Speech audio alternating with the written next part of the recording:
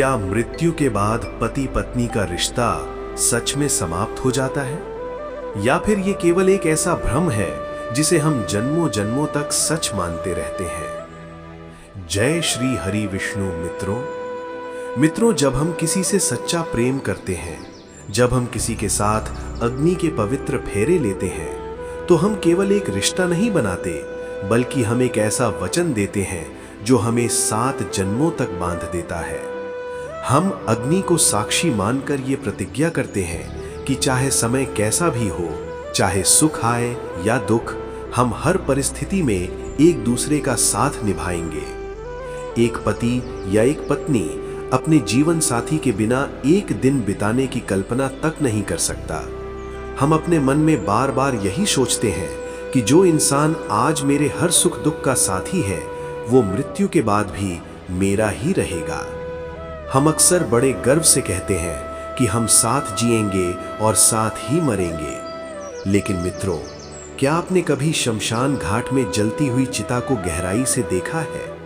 क्या आपने उस सच्चाई को महसूस करने की कोशिश की है जो वहां हर पल हमारे सामने होती है? जब लकड़ियों के उस ढेर पर किसी का शरीर जलकर धीरे धीरे राख में बदल रहा होता है, तो क्या वहां केवल एक शरीर जल रहा होता है? नहीं, उस अग्नि में केवल शरीर नहीं जलता, बल्कि उस आग में जल जाते हैं वो सारे वादे जो कभी अग्नि के फेरे लेते समय किए गए थे।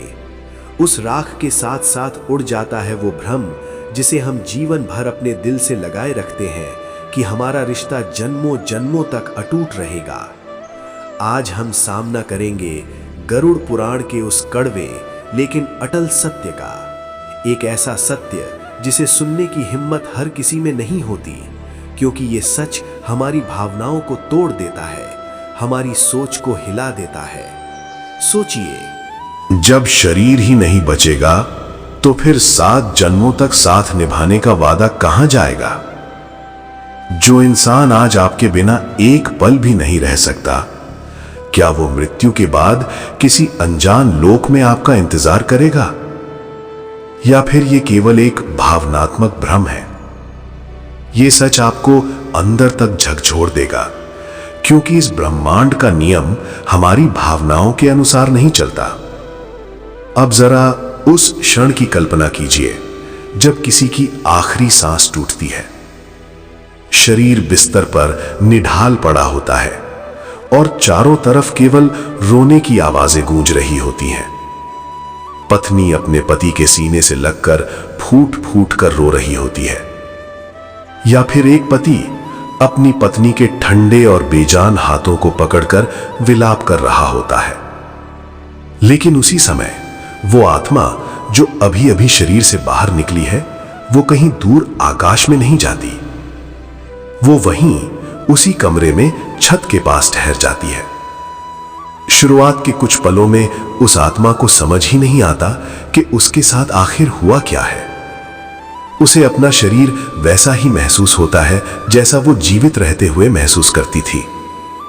वो अपने चारों ओर देखती है। वो देखती है कि उसका जीवन साथी उसके लिए तड़प रहा है, रो रहा है, टूट रहा है। और उसी क्षण उस आत्मा के भीतर मोह का एक भयानक तूफान उठता है। एक ऐसा तूफान जिसे शब्दों में व्यक्त करना लगभग असंभव है।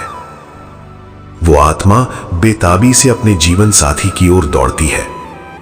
वो उसके आंसू पोंछना चाहती है, वो उसे गले लगाना चाहती है, वो उसे ये एहसास दिलाना चाहती है कि मैं यही हूं, मैं तुम्हारे पास ही हूं।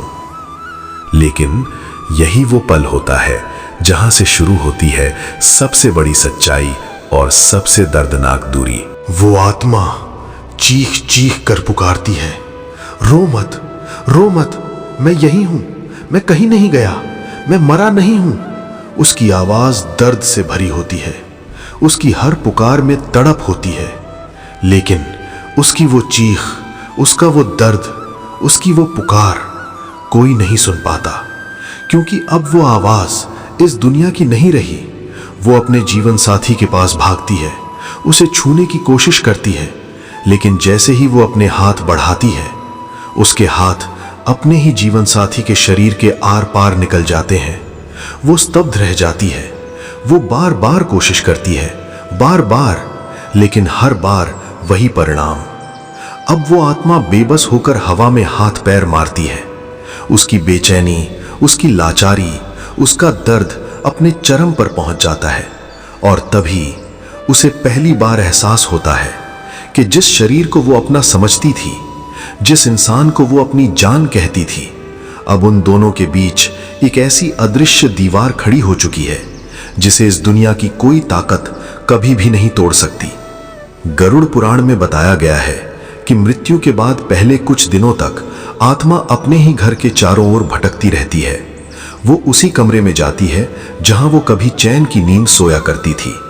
वो उसी बेडरूम के कोने में खड़ी होती है जहां उसकी यादें बसी होती हैं। वो उसी डाइनिंग टेबल के पास जाकर खड़ी हो जाती है जहां बैठकर वो अपने परिवार के साथ भोजन करती थी। हर चीज, हर कोना, हर वस्तु उसे उसकी पुरानी जिंदगी की याद दिलाती है। लेकिन सबसे ज्यादा तड़प उसे तब होती है जब रात का गहरा अंधेरा छा जाता है और उसका जीवन साथी उस खाली बिस्तर को देखकर चुपचाप रोता है। उसकी सिसकियां, उसकी टूटी हुई आवाज उस आत्मा को अंदर तक चीर देती हैं। आत्मा भी उसके साथ रोती है। वो चाहती है कि किसी तरह सब कुछ पहले जैसा हो जाए। उसे लगता है काश कोई चमत्कार हो जाए, काश वो फिर से उसी शरीर में लौट सके, उस मिट्टी के पुतले में वापस समा सके और जोर से कह सके, देखो मैं लौट आया हूं, मैं वापस आ गया हूं। लेकिन समय किसी के लिए नहीं रुकता। धीरे धीरे दिन बीतने लगते हैं और जैसे जैसे समय आगे बढ़ता है, खास तौर पर तब जब परिवार वाले 13वीं का संस्कार करते हैं और पिंडदान किया जाता है, तब उस आत्मा के ऊपर से मोह का वो भारी पर्दा धीरे धीरे हटने लगता है। मित्रों, पिंडदान सिर्फ एक परंपरा नहीं है, सिर्फ एक रस्म नहीं है। ये जीवित लोगों की ओर से उस आत्मा को दिया गया एक बहुत ही गहरा और कठोर संदेश होता है। इस संदेश का अर्थ होता है, अब तुम्हारा और हमारा हिसाब पूरा हो चुका है। अब हमारा लेन देन समाप्त हो गया। अब तुम्हारा समय इस घर में खत्म हो चुका है। अब तुम हमारे मोह को छोड़ो और अपनी अगली यात्रा पर आगे बढ़ो। और यहीं से शुरुआत होती है उस रहस्य की जिसे हमारे ऋषि मुनियों ने ऋणानुबंध कहा है। ऋणानुबंध यानी कर्मों का कर्ज, कर्मों का लेन देन। मित्रों, हम जिसे प्यार कहते हैं, जिसे हम जन्म जन्म का साथ समझते हैं, वो वास्तव में प्रकृति की एक बहुत बड़ी लेखा व्यवस्था है, एक अदृश्य खाता है। इस दुनिया में कोई भी दो इंसान बिना किसी कारण एक दूसरे से नहीं मिलते, और पति पत्नी का रिश्ता तो इस संसार का सबसे गहरा, सबसे जटिल और सबसे उलझा हुआ कर्म बंधन है। यह कोई संयोग नहीं है कि अरबों लोगों की भीड़ में आपकी शादी उसी एक व्यक्ति से होती है, क्योंकि आप दोनों किसी पिछले जन्म में एक दूसरे से गहराई से जुड़े हुए थे। हो सकता है कि पिछले जन्म में आपने उस व्यक्ति का दिल बहुत दुखाया हो और इस जन्म में प्रकृति ने उसे आपकी पत्नी बनाकर भेज दिया हो, ताकि वो हर दिन हर पल आपको वही दर्द महसूस कराए और अपना हिसाब बराबर कर सके। या फिर यह भी हो सकता है कि पिछले जन्म में आपने उसकी जान बचाई हो और इस जन्म में वो आपका पति बनकर आपकी हर जरूरत का ध्यान रख रहा हो, आपकी हर खुशी का कारण बन रहा हो। इसे एक बहुत ही साधारण उदाहरण से समझिए। मान लीजिए आप किसी बैंक से कर्ज लेते हैं। जब तक वो कर्ज बाकी रहता है, तब तक आपका और उस बैंक का एक रिश्ता बना रहता है। आपको हर महीने वहां जाना पड़ता है, किस्तें चुकानी पड़ती हैं। बार बार हमें चेतावनी देते हैं कि किसी भी इंसान के मुंह में इतना अंधा मत हो जाओ कि तुम उस परमात्मा को ही भूल जाओ जो तुम्हारा असली साथी है, जो हर जन्म में तुम्हारे साथ है। किसी से प्रेम करना बहुत अच्छी बात है। अपने दाम्पत्य जीवन को ईमानदारी से निभाना आपका धर्म है, लेकिन किसी एक इंसान के बिना अपनी पूरी जिंदगी को खत्म मान लेना, यह सबसे बड़ी मूर्खता है। मित्रों, हम अक्सर समाज में देखते हैं कि जब किसी का जीवन साथी मर जाता है तो पीछे रहने वाला व्यक्ति अपनी पूरी जिंदगी को नरक बना लेता है। वो सालों तक उस मरने वाले के कपड़ों को सीने से लगाकर रोता रहता है। वो उसकी तस्वीरों से बातें करता है। वो खाना पीना छोड़ देता है और बार बार यही कहता है, तुम मुझे छोड़कर क्यों चले गए? भगवान, मुझे भी उठा लो, मैं तुम्हारे पास आना चाहता हूं। ऐसे इंसान को देखकर हम बहुत भावुक हो जाते हैं। हम कहते हैं, देखो, यही होता है सच्चा प्यार।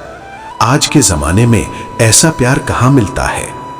लेकिन अगर आप इसे गरुड़ पुराण की दृष्टि से देखें, अगर आप इसे अध्यात्म की गहराई से समझें, तो ये प्यार, अगर इस जन्म में पति और पत्नी के बीच मोह बहुत ज्यादा रह गया हो, या फिर उनके बीच कर्मों का कोई बहुत बड़ा हिसाब अधूरा छूट गया हो और मृत्यु ने अचानक आकर उस लेन देन को बीच में ही रोक दिया हो, तो मित्रों, कहानी वहीं खत्म नहीं होती।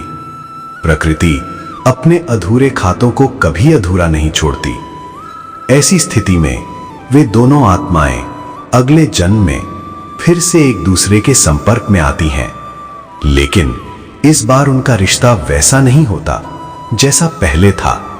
उनके संबंध पूरी तरह बदल चुके होते हैं, क्योंकि प्रकृति का एक अटल नियम है कि ऊर्जा कभी नष्ट नहीं होती, वो केवल अपना रूप बदलती है।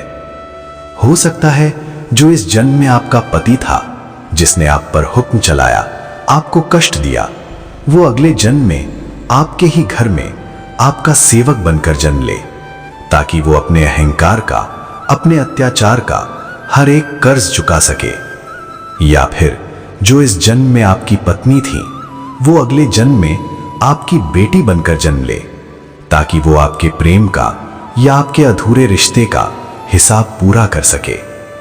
और अगर आप दोनों के बीच नफरत, क्रोध और क्लेश बहुत ज्यादा था, तो ये भी संभव है कि अगले जन्म में आप दोनों एक दूसरे के सबसे बड़े शत्रु बनकर जन्म लें, ताकि वो उबलता हुआ जहर जो पिछले जन्म में भरा रह गया था, वो पूरी तरह निकल सके। इसलिए जो हम ये सोचते हैं कि जब हम मरेंगे तो स्वर्ग के दरवाजे पर हमारा जीवन साथी हमारा इंतजार कर रहा होगा, ये केवल हमारे मन की एक कल्पना है, एक दिलासा है। सच्चाई इससे बिल्कुल अलग है।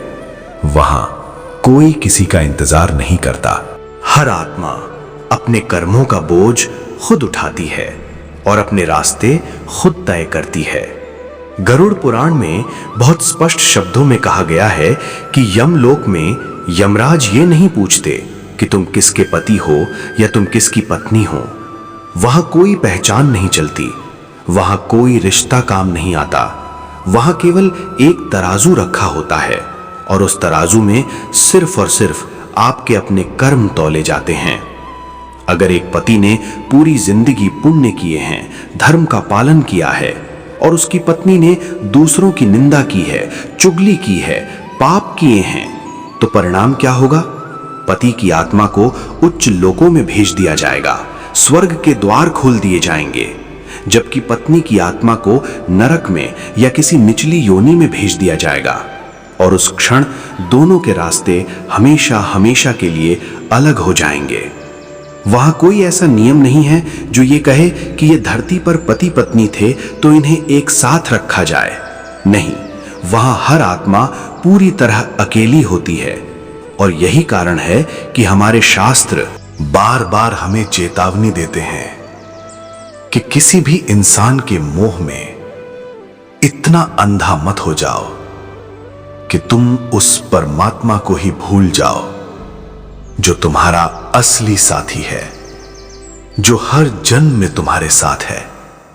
किसी से प्रेम करना बहुत अच्छी बात है। अपने दांपत्य जीवन को ईमानदारी से निभाना आपका धर्म है। लेकिन किसी एक इंसान के बिना अपनी पूरी जिंदगी को खत्म मान लेना, यह सबसे बड़ी मूर्खता है। मित्रों, हम अक्सर समाज में देखते हैं कि जब किसी का जीवन साथी मर जाता है तो पीछे रहने वाला व्यक्ति अपनी पूरी जिंदगी को नरक बना लेता है। वो सालों तक उस मरने वाले के कपड़ों को सीने से लगाकर रोता रहता है। वो उसकी तस्वीरों से बातें करता है, वो खाना पीना छोड़ देता है और बार बार यही कहता है, तुम मुझे छोड़कर क्यों चले गए? भगवान, मुझे भी उठा लो, मैं तुम्हारे पास आना चाहता हूं। ऐसे इंसान को देखकर हम बहुत भावुक हो जाते हैं। हम कहते हैं, देखो, यही होता है सच्चा प्यार।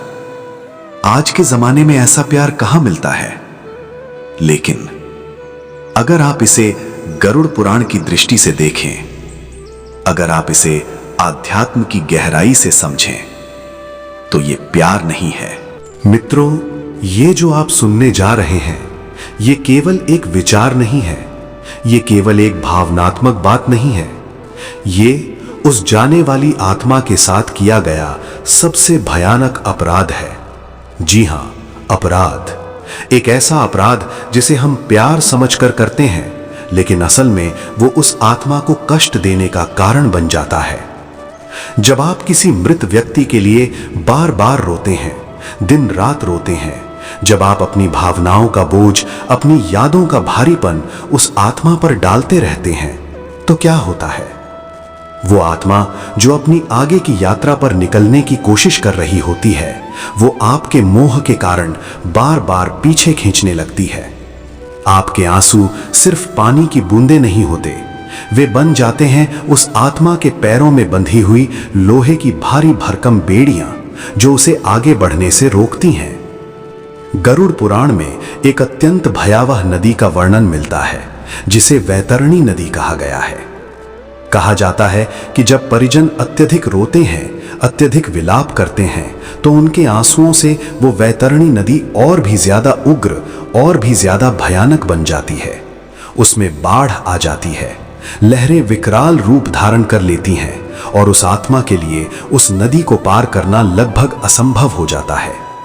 सोचिए, वो आत्मा ना तो आगे बढ़ पा रही है, ना ही वापस लौट पा रही है।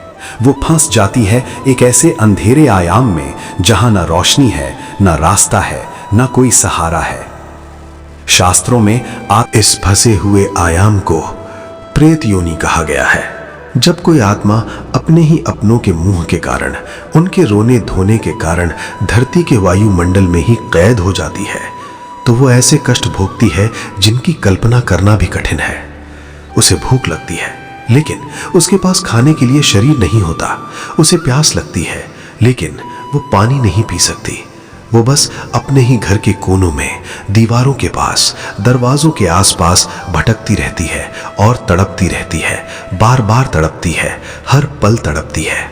अब जरा अपने दिल पर हाथ रखकर सोचिए, जिस इंसान से आप इतना प्रेम करते थे, क्या आप उसे अपने ही आंसुओं की जंजीरों में बांधकर एक भटकती हुई प्रेत आत्मा बनाना चाहेंगे? क्या आप सच में ये चाहेंगे कि वो आपके मोह के कारण सालों तक अंधेरे में अकेले तड़पता हुआ भटकता रहे? अगर आपका प्रेम सच्चा है, तो फिर मृत्यु के बाद उसे आजाद कर दीजिए, उसे मुक्त कर दीजिए, क्योंकि सच्चा प्रेम बांधता नहीं है, जकड़ता नहीं है। सच्चा प्रेम मुक्त करता है, उसे पिंजरे में कैद नहीं करता। उसके लिए प्रार्थना कीजिए, उसकी आत्मा की शांति के लिए ईश्वर से विनती कीजिए।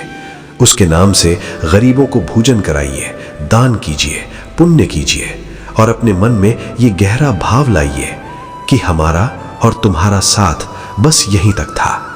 तुमने मुझे जो भी प्रेम दिया, जो भी खुशियां दी, उसके लिए मैं दिल से आभारी हूं। अब तुम बिना किसी चिंता के अपनी आगे की यात्रा पर बढ़ो और ईश्वर के दिव्य प्रकाश में विलीन हो जाओ। जब आप इस सच्चे और मजबूत भाव से उस आत्मा को विदा करते हैं, तो क्या होता है? उस आत्मा के ऊपर से सारा बोझ उतर जाता है, उसकी बेड़ियां टूट जाती हैं और उसे तुरंत शांति का अनुभव होता है। मित्रों, यहां पर एक और बहुत बड़ी गलती का जिक्र करना बेहद जरूरी है। एक ऐसी गलती जो बहुत से लोग अनजाने में भावनाओं में बहकर कर बैठते हैं। अक्सर जब कोई व्यक्ति अपने जीवन के अंतिम क्षणों में होता है, जब वो बिस्तर पर अपनी आखिरी सांसें गिन रहा होता है, तब उसका जीवन साथी रोते रोते, टूटते टूटते कुछ ऐसे वादे कर बैठता है जो उसे कभी नहीं करने चाहिए। जैसे, मैं तुम्हारे बिना कभी दूसरी शादी नहीं करूंगा, मैं बहुत जल्द तुम्हारे पास आ जाऊंगा, तुम वहां से हमेशा मेरा और बच्चों का ख्याल रखना। मित्रों, आध्यात्मिक विज्ञान में इन वादों को एक बहुत बड़ा श्राप माना गया है, क्योंकि मृत्यु के समय इंसान का अवचेतन मन सामान्य से 100 गुना ज्यादा सक्रिय हो जाता है। उस समय जो भी शब्द बोले जाते हैं, जो भी संकल्प लिए जाते हैं, वे सीधे आत्मा पर अंकित हो जाते हैं। अगर मरने वाले व्यक्ति ने आपके रोने और आपके शब्दों को सुनकर यह मान लिया कि उसे आपका ख्याल रखना है, तो क्या होगा? वो आत्मा अपनी मुक्ति का रास्ता छोड़कर एक अदृश्य साया बनकर आपके आसपास ही भटकती रहेगी। वो आपकी रक्षा करने की कोशिश करेगी, आपके पास रहने की कोशिश करेगी, लेकिन इस भौतिक दुनिया में टिके रहने के लिए उसे ऊर्जा चाहिए, शक्ति चाहिए। और अब सबसे बड़ा सवाल, सबसे डरावना प्रश्न ये है कि वो ऊर्जा आखिर वो कहां से लेगी? मित्रों, यहीं से एक और बहुत गहरी और डराने वाली सच्चाई सामने आती है। जब कोई आत्मा आपके मोह के कारण इस संसार में अटक जाती है, तो वो केवल भटकती ही नहीं रहती, बल्कि धीरे धीरे वो आपकी ही जीवन ऊर्जा को चूसना शुरू कर देती है। ये सुनने में अजीब लग सकता है, लेकिन इसका असर बहुत स्पष्ट रूप से दिखाई देता है। जो इंसान अभी जीवित है, वो धीरे धीरे कमजोर पड़ने लगता है। उसका शरीर बिना किसी स्पष्ट कारण के बीमार रहने लगता है। उसके चेहरे की चमक खत्म होने लगती है और उसकी आंखों में एक अजीब सी थकान बस जाती है। उसके घर का वातावरण भी बदलने लगता है।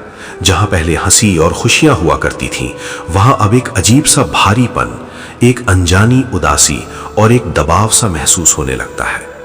ऐसा लगता है जैसे घर की दीवारें भी कुछ कहने की कोशिश कर रही हों, लेकिन कह नहीं पा रही हों। और सबसे दुखद बात यह होती है कि उस इंसान की अपनी जिंदगी धीरे धीरे रुकने लगती है। वो आगे बढ़ना चाहता है, लेकिन कुछ है जो उसे रोक रहा है, जो उसे जकड़ रहा है। इसीलिए हमारे बुजुर्ग हमेशा एक बहुत गहरी बात कहा करते थे कि जब कोई व्यक्ति अपने अंतिम समय में हो, तो उसे सांसारिक बातों में नहीं उलझाना चाहिए। उस समय उसे केवल भगवान का नाम सुनाना चाहिए, उसे शांति का अनुभव कराना चाहिए और उसे ये याद दिलाना चाहिए कि वो केवल एक शरीर नहीं, वो ना किसी का पति है और ना किसी की पत्नी। वो एक अनंत, अजर, अमर आत्मा है और उसका असली घर इस नश्वर संसार में नहीं, बल्कि उस परमात्मा के पास है। अब जरा ठहर कर सोचिए, इस पूरे गहरे ज्ञान का, इस रहस्यमयी और कभी कभी डरावने लगने वाले सत्य का हमारी आज की जिंदगी से क्या संबंध है?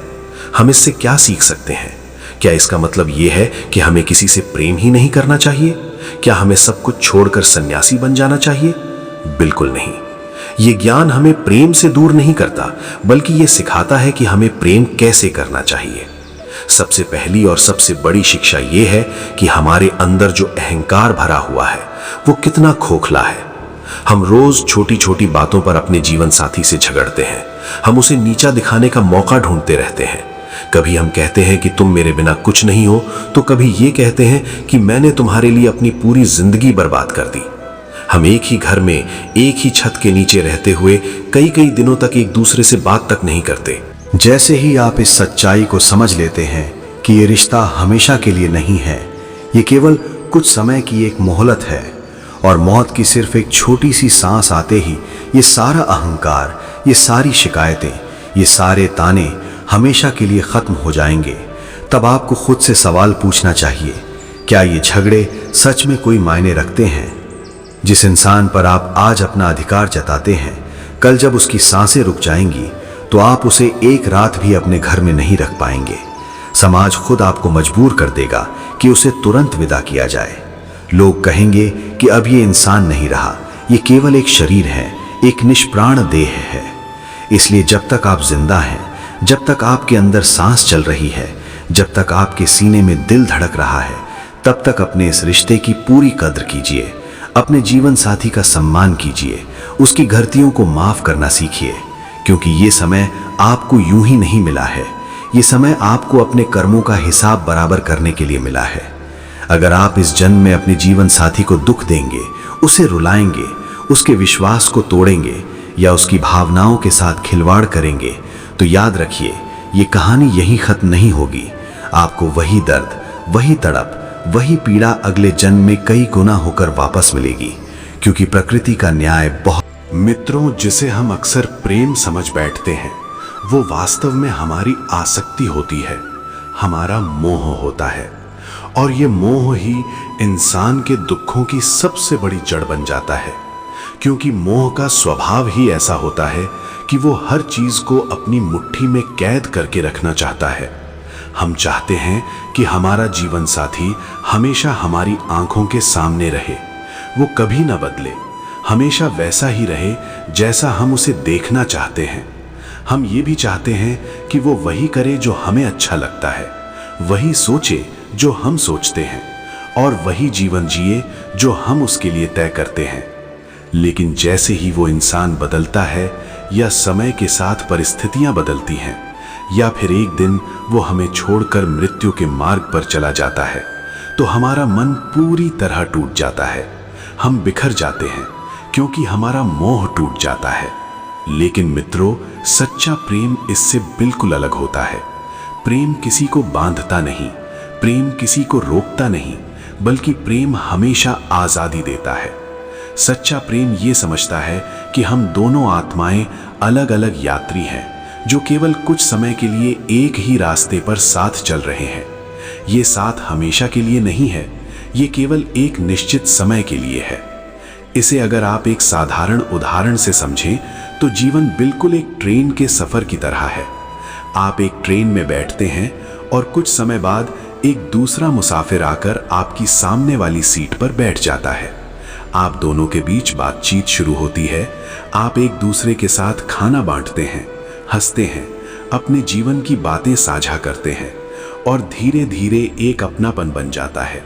लेकिन जैसे ही वो उसका स्टेशन आता है, वो उठता है और उतरने की तैयारी करता है। अब जरा खुद से पूछिए, क्या आप उसका हाथ पकड़कर उसे रोकने लगते हैं? क्या आप उससे कहते हैं कि मत जाओ, मेरे साथ ही रहो? नहीं, आप ऐसा नहीं करते। आप मुस्कुराते हैं, उसे शुभकामनाएं देते हैं और उसे विदा करते हैं, क्योंकि आप जानते हैं कि उसका सफर यहीं तक था और आपका सफर। ठीक इसी तरह हमारी जिंदगी भी एक यात्रा है, और हमारा जीवन साथी उस यात्रा का एक सहयात्री है। वो हमसे पहले भी उतर सकता है और हमारे बाद भी। लेकिन जब उसका स्टेशन आ जाए, तो उसे रो रो कर रोकना नहीं चाहिए, बल्कि उसे प्रेम और शांति के साथ विदा करना ही सच्चा प्रेम होता है। अक्सर हमने देखा है कि जब घर में किसी बुजुर्ग की मृत्यु होती है, तो दूसरा बुजुर्ग भी कुछ ही समय में शरीर त्याग देता है। विज्ञान इसे हार्ट ब्रेक सिंड्रोम कहता है, लेकिन हमारे शास्त्र इसे और गहराई से समझाते हैं। वे कहते हैं कि जब दो आत्माएं लंबे समय तक साथ रहती हैं, तो उनकी ऊर्जा और उनका आभा मंडल एक दूसरे में इतना घुल मिल जाता है कि एक के जाने पर दूसरे की जीवन शक्ति भी कमजोर पड़ने लगती है। ये एक स्वाभाविक प्रक्रिया है, लेकिन इसका ये मतलब बिल्कुल नहीं है कि जो व्यक्ति पीछे रह गया है, उसे अपनी पूरी जिंदगी दुख और अंधकार में बितानी चाहिए। खासकर अगर कोई युवा व्यक्ति अपने जीवन साथी को खो देता है, तो शास्त्रों में कहीं भी ये नहीं कहा गया कि वो अपनी पूरी जिंदगी रोते हुए, खुद को खत्म करते हुए गुजारे, बल्कि जो लोग अपने दुख को सहकर अपने जीवन को फिर से संभालते हैं, जो समाज के लिए अच्छा करते हैं, अपने बच्चों को एक अच्छा इंसान बनाते हैं और अपने जीवन को सकारात्मक दिशा में आगे बढ़ाते हैं, तो उनके द्वारा किए गए हर एक अच्छे कर्म का एक हिस्सा उस मृत जीवन साथी की आत्मा को भी मिलता है, क्योंकि एक समय पर आप दोनों की ऊर्जा एक दूसरे से जुड़ी हुई थी।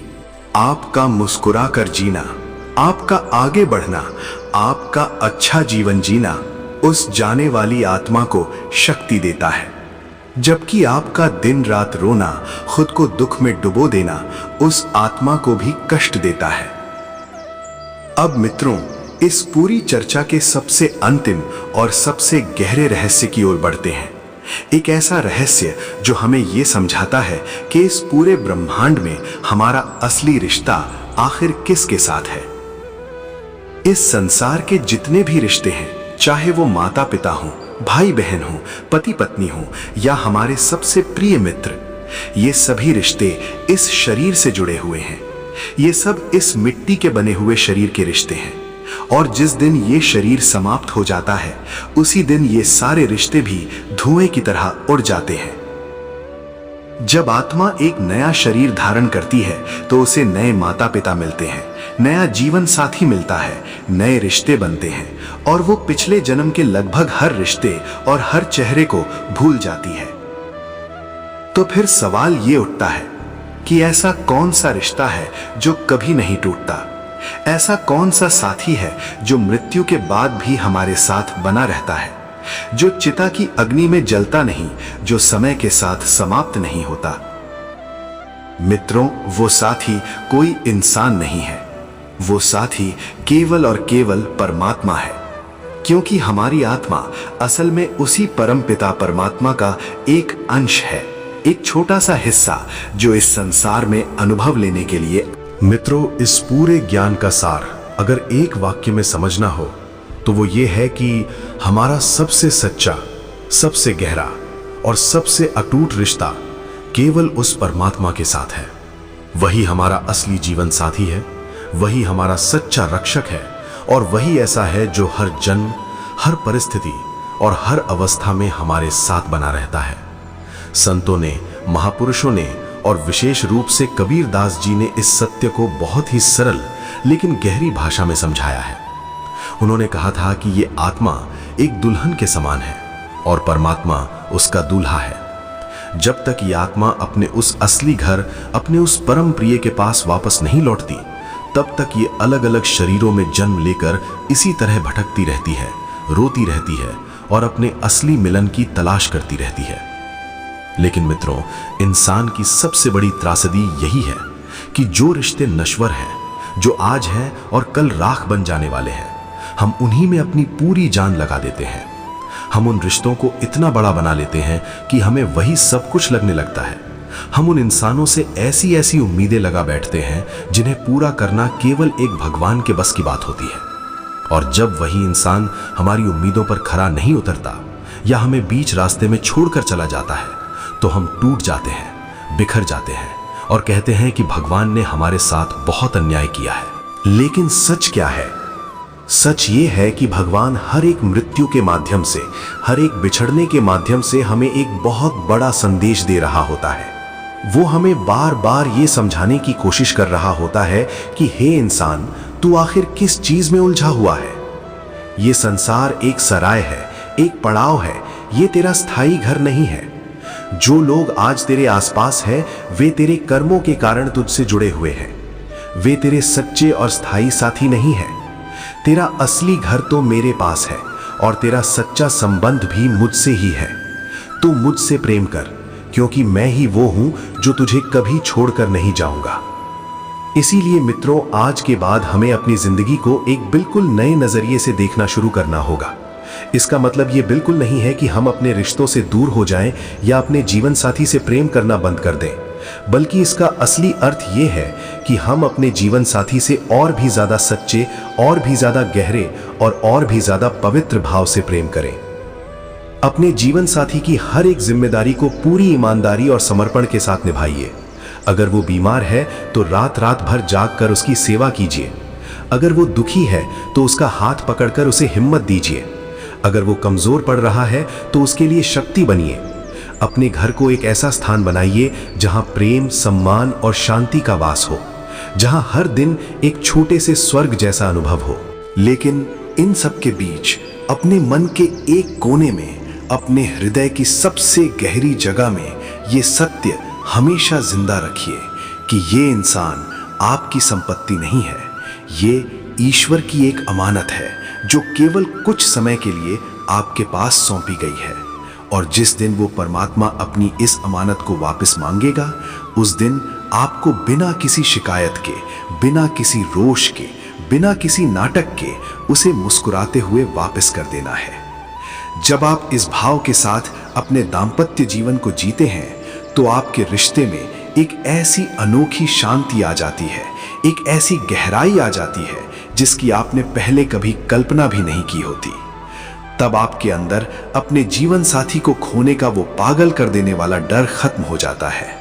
आप उस पर शक करना छोड़ देते हैं, आप हर छोटी छोटी बात पर झगड़ना छोड़ देते हैं और आप हर दिन हर पल को पूरी जागरूकता और कृतज्ञता के साथ जीना शुरू कर देते हैं। तब आप समझ पाते हैं कि असली सुख भविष्य में नहीं बल्कि इसी वर्तमान क्षण में छिपा हुआ है। उसी पल में जब आप अपने जीवन साथी के साथ बैठे हैं, जब आप उसकी आवाज सुन रहे हैं, जब आप उसकी आंखों में देख रहे हैं, वही असली जीवन है, वही और अंत में मित्रों, मृत्यु को लेकर हमारे मन में जो भय बैठा हुआ है उसे भी समझना बहुत जरूरी है। मृत्यु कोई भयानक राक्षस नहीं है जो हमसे हमारे अपनों को छीन लेती है, बल्कि मृत्यु तो प्रकृति का एक अत्यंत सुंदर और संतुलित नियम है जो आत्मा को पुराने और जर्जर हो चुके शरीर को छोड़कर एक नया शरीर धारण करने का अवसर देता है। मृत्यु के उस पार कोई अंधकार नहीं है, कोई भय नहीं है, वहां केवल एक गहरी शांति है, एक गहन सुकून है जिसे शब्दों में व्यक्त करना संभव नहीं है। गरुड़ पुराण का ये ज्ञान इंसानों को डराने के लिए नहीं दिया गया था। ये ज्ञान इसलिए दिया गया था ताकि हम इस जीवन की अस्थिरता को समझ सकें, अपने झूठे अहंकार से बाहर निकल सकें और अपने रिश्तों को सही दृष्टिकोण से देख सकें। जरा सोचिए, जो इंसान दिल से ये मान लेता है कि कल वो और उसका जीवन साथी दोनों ही शमशान में एक मुट्ठी राख में बदल जाएंगे, क्या वो आज रात अपने जीवन साथी से नाराज होकर सो सकता है? क्या वो उससे लड़कर, उससे मुंह मोड़कर सो सकता है? नहीं, कभी नहीं। वो उसे माफ कर देगा, वो सारे गिले शिकवे भुला देगा, वो उसे अपने गले से लगा लेगा, क्योंकि उसे पता है कि समय बहुत तेजी से निकल रहा है और हर एक पल अमूल्य है। इसलिए मित्रों, आज रात जब आप सोने जाएं तो अपने पास सो रहे उस इंसान को, अपने जीवन साथी को एक बार बहुत ध्यान से देखिए। उसके चेहरे की हर एक लकीर को महसूस कीजिए, उसके सीने में चल रही हर एक धड़कन को महसूस कीजिए, क्योंकि ये धड़कन किसी भी पल रुक सकती है और वो आंखें एक दिन हमेशा के लिए बंद हो सकती हैं। इसलिए जो कुछ कहना है आज ही कह दीजिए, जो प्रेम जताना है अभी जता दीजिए। दिल में छिपी हुई पुरानी शिकायतों को आज ही बाहर निकालकर खत्म कर दीजिए, क्योंकि आने वाले कल का कोई भरोसा नहीं होता। मृत्यु के बाद ना कोई रिश्ता बचता है, ना कोई अवसर। जो कुछ भी है वो इसी क्षण में है, इसी सांस में है और इसी पल में है। इसलिए इस जीवन को, इस पल को, इस रिश्ते को पूरी सच्चाई, पूरी जागरूकता और पूरे प्रेम के साथ जिए। अगर आपको हमारी ये वीडियो पसंद आई हो, अगर इसने आपके दिल को छुआ हो, तो वीडियो को लाइक करें, चैनल को सब्सक्राइब करें और कमेंट बॉक्स में जय श्री कृष्ण अवश्य लिखें। राधे राधे। कठोर होता है और वो किसी के साथ अन्याय नहीं करती। जो लोग अपने पति या पत्नी को धोखा देकर किसी और के साथ संबंध बनाते हैं, उनके लिए शास्त्रों में बहुत कठोर परिणाम बताए गए हैं। ये केवल एक सामाजिक गलती नहीं है, बल्कि ये एक आध्यात्मिक अपराध है। विवाह कोई खेल नहीं है, ये केवल दो शरीरों का मिलन नहीं, बल्कि दो आत्माओं का गहरा बंधन है। और जब आप इस बंधन में झूठ और धोखा मिलाते हैं, तो आप सीधे उस ईश्वरीय व्यवस्था का अपमान करते हैं, जिसे बहुत सोच समझ कर बनाया गया है। ऐसे कर्मों का परिणाम ये होता है कि आत्मा को लंबे समय तक अंधकार में भटकना पड़ता है, उसे शांति नहीं मिलती और वो अपने ही कर्मों के जाल में उलझी रहती है। और अंत में इस पूरे ज्ञान की दूसरी सबसे बड़ी शिक्षा ये है कि हमें मोह और सच्चे प्रेम के बीच के अंतर को समझना होगा, क्योंकि अक्सर हम जिसे प्यार समझते हैं वो वास्तव में हमारा मोह होता है। एक ऐसा मोह जो हमें बांधता है, जो हमें कमजोर बनाता है और जो हमें सच्चाई से दूर ले जाता है।